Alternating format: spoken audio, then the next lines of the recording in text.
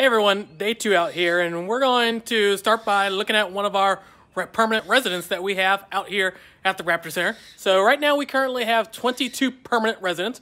We're going to start out opening door number 1 and seeing what kind of raptor's in there.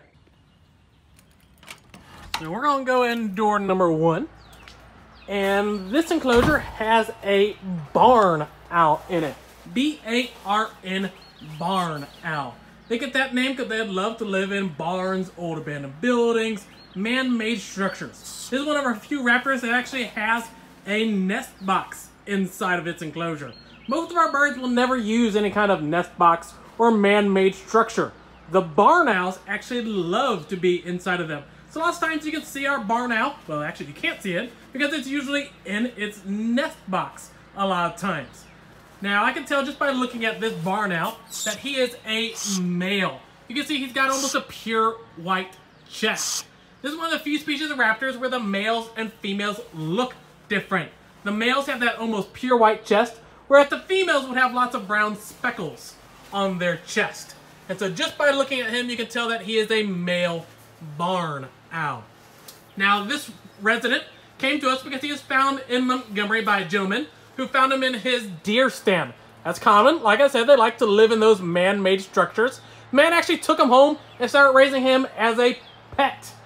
Now, he actually took great care of him, which is rare. Usually people try and feed them hot dogs, hamburgers, things like that, which isn't good for them. They need those whole animal diets. The only mistake he made is he lived next door to a game warden, and that game warden knew that he could not have a pet owl. You cannot own native birds. It's actually against federal law and state law for you to own mockingbird feathers, cardinal feathers, blue jay feathers. All migratory birds are federally and usually state protected. So if you find an injured or baby raptor outside, if it is injured and needs medical help, you can bring it to the College of Veterinary Medicine 24/7. Just drop it off at the emergency room, and our veterinarians will come over there, pick it up, and they'll start, giving it an exam and seeing what's wrong with it, hopefully getting it back released out into the wild. Now, if it's just a baby, the best thing to do is usually just to leave it alone. These birds don't just jump out of the nest and start flying around on day 1. Lots of times they jump out of the nest and just kind of crash onto the ground.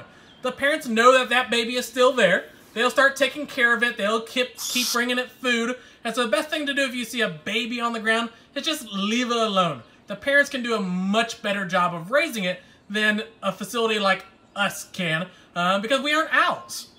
Now, barn owls have several different nicknames. One of their nicknames is the heart-faced owl.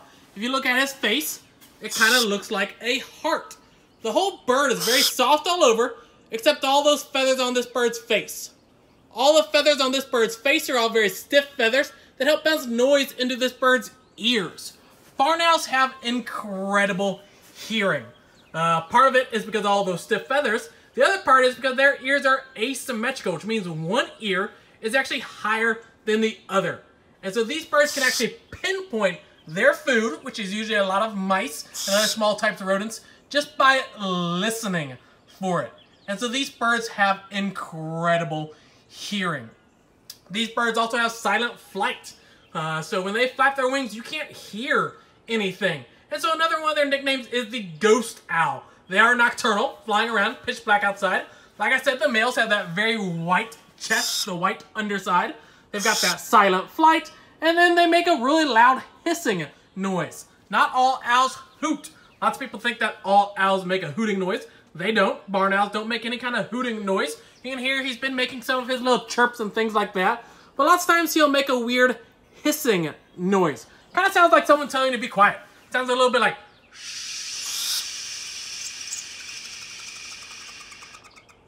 you see, I got him going a little bit. I don't know what I said to him. Hopefully it was something nice. But these birds don't make those hooting noises. They make those loud hissing noises.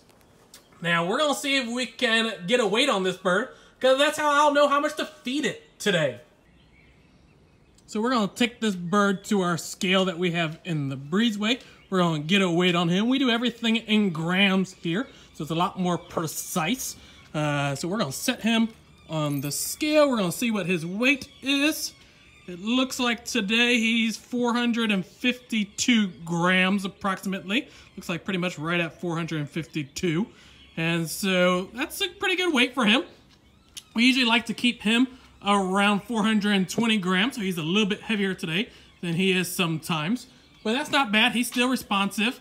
If I open up his door to his enclosure, and if I just point, he'll fly right in. He knows that that's where he's supposed to go when that door opens up and I point into his enclosure. So that was our barn owl. Like I said, we've got 22 permanent residents currently here at the Southeastern Raptor Center. So keep tuning in. We're going to kind of feature a different raptor resident each and every day. Let us know in the comments if you've got a favorite raptor, if you've got one that you really want us to jump towards and teach you all about. Hopefully you enjoyed this video, and tune back in tomorrow and share these videos so that everyone else can enjoy them.